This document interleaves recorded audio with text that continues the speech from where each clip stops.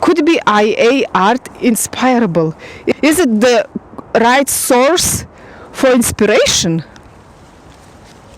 I don't know. I need to speak about it with my galactic family, what it says for me. Let's do it now. I will ask my consciousness in my mind, is it right thing for inspiration? Are they saying me that the inspiration, right inspiration which comes from the heart and in dreaming process? They say that IA art could be inspirable, could be source, but I need to look through my perspective.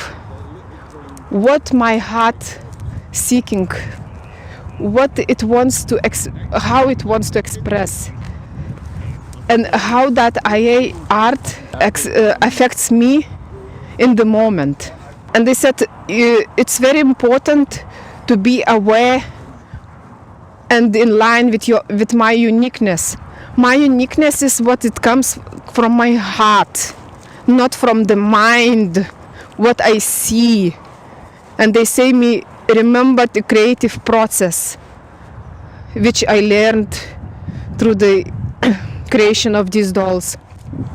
They telling me now all this. You are knowledged, have information, so use it in practice.